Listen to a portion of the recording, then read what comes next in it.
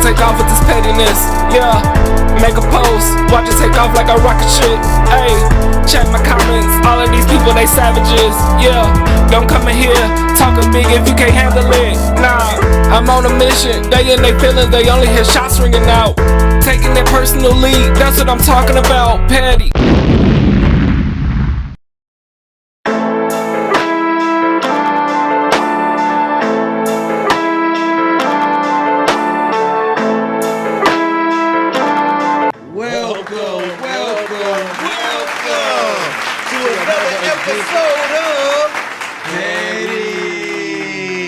With your boy KD Dollar. Hey, it's Gerard McCain. Man, welcome back to another episode of Petty. We are so glad to be here, and we are glad to have you guys here as well. How you doing today, Kane? I'm chilling, man. How you feeling, man? Man, I am feeling wonderful today. Okay, first off, we want to introduce and congratulate our stations. Shout out to Fly 93.5 Radio in Atlanta, Georgia. Hood, you doing your thing. DeMarco, you doing your thing. We want to introduce our other station, DATV. DATV. Our local cable station that's in Dayton, Ohio. Y'all show so much love to us. We really appreciate y'all. Thank you. Also, we want to shout out Buckman Entertainment. We can't express Buckman enough because he does a lot of audio services right now. If you need some production done with your music, if you need equipment hooked up, whatever, check out Buckman Entertainment. Hey, man, he did that dope-ass Petty intro for us, man. Check it out. That he did. We really appreciate you, Buckman. Shout out to Buckman Entertainment, man. Check out his audio service. The number is up top. You see it, call it. He will help you. And, of course, we want to shout out Third Perk, my G. Third Perk. Third Perk is our home right now. We have a lot of things coming up in the future. Don't forget, we're coming on Salem. We're going out in Fairborn. Third Perk is doing their thing. They have excellent coffee, drinks, food, whatever you want. We're on 3rd Street right now. Come check us out downtown Dayton. I had Look the us water. up. Even the water's great. Third on Third. Hashtag Third on Third. Check us out, right? Remember, subscribe, like the channel, leave comments. We want to hear all your feedback. But remember, like and subscribe to the channel. We really would appreciate you guys. Watch them videos, man. We funny too, man. Yeah, we funny. Check us out. Check us out, man. Check us out. So what's going on right now is that Bobby Shmurda is actually out of jail right now, bro. Oh, Bobo. He did 6 years in the joint, man. You hear me? Oh, Bobo. And he didn't tell. He's not a rat. Oh, Bobo. Appreciate you, Bobby Shmurda, man. Welcome back. You said he wasn't 6'9"? Petty. No, he ain't 6'9". You said he wasn't 6'9"? Nah, he ain't 6'9". As a matter of fact, you can't even say rat no more. You gotta say 6'9". You gotta say 6'9", so rat equals 6'9", right? Hey.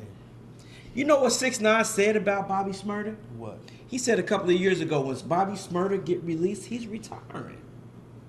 He said that on the Breakfast Club. Hey. Bet he don't retire. Welcome back, Bobby Shmurda. We really appreciate you. The word out is that when you get out, your mama put out that you're going to have a delicious dinner with you and your family, and then you're going to get back to the music. That's cool. But we already know that you have been in the limelight for some bullshit. So are you going to get back to the killing too? Petty. No more violence. No more violence. No if more y'all violence. don't know about Bobby Shmurda's story, he went to jail in 2014. He just recently got released. He was on some serious criminal charges for attempted murder. Him and his boys got caught up. They had a lot of stuff going. I mean, gun charges, murder charges, attempted murder charges, and he went out like a G. He took all them years. He took 6 years, and now he's out. So Bobby Shmurda, more power to you. Thanks for not being a rat. You know, we appreciate that. Hopefully you get back out here and do your thing and stay out of fucking trouble. You know what I mean? Petty. You and your crew is the GS9 gang. And a lot of y'all was affiliated with a lot of bullshit. As a matter of fact, they had a case against them niggas before he was even famous. And we being from the streets, we know how I can be trying to get that bread. But at the same time, when you're in a position to live better than most, you have to take advantage of not putting yourself in a situation where you're going to spend the rest of your life in prison. So I think that you are fortunate enough to get out of prison right now. You have been let out 10 months early, and more power to you. We look forward to hearing more music from you. You know what? I seen a video of Bobby Shmurda, right? When he was doing the Shmurda dance. What the fuck is that called? What the fuck is that called? It's called the Shamong dance or some shit. Anyway, he was doing it in a room full of white people. And I was praising him because it was like 20 white people in there. It was him and his boys, and he was just dancing on the table. He was dancing around them. And I was like, look at that boy go. I was like, boy. But then after like 5 minutes of watching that shit, I felt like, boy, you need to stop. He needs some milk. Petty. Like, boy, you embarrassing yourself. He needs some milk. I mean, they weren't bobbing their head and nothing. They were just looking at your ass dance around with the whatever dance you was doing. And I you know what, I commend you on that, Bobby. But after a while, it just looked ridiculous. Petty. I don't know. It made me feel like the kings of old time having their little gestures, dance around them for kicks. Petty. They just look like that to me. I'm glad. I've been chasing music for a while, but I don't think I could do that. It looked stupid. A matter of fact, one day I was performing in a crowd full of people, and I had a dance called the rodeo. And I was rodeoing. I thought I was doing my thing. But after I seen it on camera, I looked ridiculous. You ain't even see me with my leg up though. You ain't even see when I put my leg up. Petty. Yo, Bobby, more power to you. You got out the joint, man. More power to you. Hopefully you do your thing. We are awaiting new music, and the world is waiting for you. Speaking about Miami niggas, Trick Daddy, he pleaded out. You don't know Neil? You don't know Neil? Trick Daddy got caught with cocaine, and he got caught with a DUI in 2020 in January. Who can represent like me? Petty. They dropped the DUI and kept the cocaine charge, of course. Wow. He bonded out. The bond for the cocaine was $5K, and the bond for the DUI was $1K. But we already know you a coked out nigga. We know you do your thing. You stay with coke, and you got caught with that shit. You got to deal with it. Unfortunately, I don't know what the charges is gonna be, but you did plead out. That is in news right now. More power to you, Trick Daddy, man. We love your music and all that. You keep your head up, bro. You keep your head up. We already know you're gonna be awake and alive for everything, but you keep your head up, bro. You pleaded out. That was a year ago. It done came back around, and I hope, I think with you being Trick Daddy, you might get you might not go to jail. Baby, cause I'm a thug. Petty. They might send you to some facility to get some help. But you always get caught, bro. You done ran over signs. You know what I'm saying? You done ran through multiple stoplights, and then you got caught sleeping at the wheel. High as fuck. So, more power to Trick Daddy. We appreciate you, bro, for all the music you have, but you gotta be more careful, Trick Daddy, period. We're at the end of Black History Month, y'all, and we at the Petty Podcast Show, we try to do our part to educate everybody on their Black history. But something came across my table today. I had a whole nother story for Black history. I wanted to do Black history in Dayton, Ohio, and Ohio, period. But Amber, shout out to Amber, one of the Petty Podcast group members that wanted to share her opinion. You brought something to my table today, and that was about Stan Lee. Stan Lee's white, though. Stan Lee is very much white. Stan Lee, but who don't know about Stan Lee? In all his Marvel movies, he is in them. Different characters. Different characters. I have been a comic book nigga for a while. How about you, Dry? Since I'm about like this little, you know what I'm saying? Who's your favorite comic book character? Wolverine, man. Shit! Wolverine. Wolverine. And Wolverine is a what? Mutant. Mutant, and he's also a what? A nigga. Well, according to Stan Lee, he might be a nigga. Petty. Back when it was, the civil rights movement, Stan Lee was very much influenced by the civil rights movement. So much to as he made characters based off the civil rights movement. Stan Lee was inspired by the civil rights movement back in the 1960s. In the 1960s, you had people like Martin Luther King, Malcolm X, speaking to the crowds about justice and equality. Why you ain't mention Dr. Reverend Jackson's name? No, I'm sorry, Dr. Jesse Jackson. Well, he wasn't a mutant. You hear me?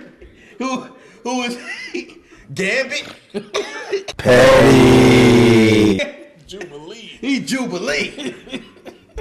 But Stan Lee, he was so touched by the civil rights movement in the 1960s that he made characters that was metaphors to what was going on around that time.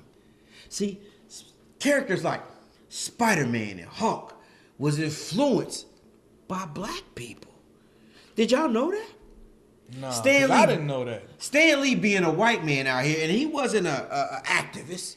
He was a colonist, meaning that he was more of a person that would write stuff for a magazine or a newspaper. Mm-hmm. That's how they viewed him. But his beliefs and what was going on and the injustice that was going on with black people led him into making characters that influenced the masses to make people feel what was going on at the present time. 1960, Spider-Man and Hulk was made. 1963, he created the X-Men to express racism and bigotry in America. This here America. Let's talk more on that. So in 1963, you have Martin Luther King, you have Malcolm X, they preaching different things. Martin Luther King talking about, saying no violence, no violence. Non-violent. Non-violence. Non-violent. He didn't want to preach violence at all. He was about acceptance. Where you had Malcolm X preaching what? I'm going to go kill them all.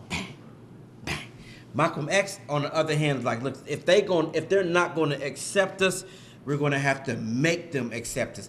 His speech was a little bit more thorough. He's not turning the other cheek, basically. He's not turning the other cheek. He ain't turning the other cheek. With Stan Lee being around all this, he came up with characters in a comic book to help the people, the masses, have a better understanding of the civil rights movement. So he came up with Professor X. Professor X was actually Martin Luther King. Martin Luther King. That's what's up, though. Magneto, who preached a whole nother movement, better as if you ain't gonna accept us, we gonna make you accept us, was Magneto. Now, if y'all remember in the X-Men comic books, you have the Sentinels as well. Well, the Sentinels was like the police of the X-Men. So, in reality, the Sentinels was the what? The Klan. Petty. The Sentinels was there to regulate the mutants, to make sure they didn't go out of bounds, to make sure they didn't use their powers in a unique way. This is very important to me. When I learned about this information about Stan Lee using the X-Men as basically metaphors to what was going on in our black community, I was very proud. I was like, wow, that's amazing. But then at the same time, in the back of my head, it made me think, damn, Stan Lee, what did you think about black people, period? Or nigga, why didn't you just tell somebody that's what you was doing? Why I had to wait this long to find out that's what you was doing? Stan Lee, do you think we mutants? Petty. Like straight up, bro. Like how do you compare black people to some disfigured, you know what I'm saying? Like extra people, even though mutants have power. So it makes you think, like, where was his mind at? Because all the mutants in his comic books had special powers. So was he congratulating us as a race? Or was he putting us down like we're just some, you know what I'm saying, some phenomenon in history that is to be looked down upon? Or was he just telling the story from how he was seeing it at that point in time? I think that's what he was doing. And it's amazing that he was doing that, Gerard. I think it's very interesting. See, in the comic books, mutants were hated by the general population, just like us African Americans. The general population in America in the 1960s really didn't like us. They still don't like us. They don't. Petty. And Stan Lee seen that. Stan Lee said, you know what? Instead of saying black and white in the comic books, I'm going to put mutants versus humans. And that's where we're at. Magneto was an angry fixture. He was pushing pro-mutants. And we're going to do whatever we're going to do to be accepted. That was a lot about the black civil rights movement. From Malcolm X's point of view. From Stan Lee's point of view as well. You understand? He put this in comic books for the masses to read. If that is not superb black history, I don't know what it is. See, Stan Lee, he was a white man, and he wasn't even an activist. But yet, he seen the severity and what was going on at the present time. And he had a voice. So he put his voice in the comic books for the youth to read. And do you know what that probably had? The impact that it probably had on the people in America? I appreciate you, Stan Lee. Thanks a lot, bro. Yeah. I really, because guess what? Let me get a sip of my tea. If it wasn't for Malcolm X or Martin Luther King, it wouldn't be no Professor X. No. It wouldn't be no Magneto. In 2003, you would have never got your X-Men movie. Period. If it wasn't for black history. Yeah. Nah, I'm on a mission. They in their feelings, they only hear shots ringing out. Taking their personal lead, that's what I'm talking about. Petty, cool, I'm a fan. Feel like the man with this petty shirt I got. Swag fresh out the box, just to compliment my top. They hating, don't worry, I got them. I know what it's like from the bottom. That's why I came up, but this money, it just keep on calling.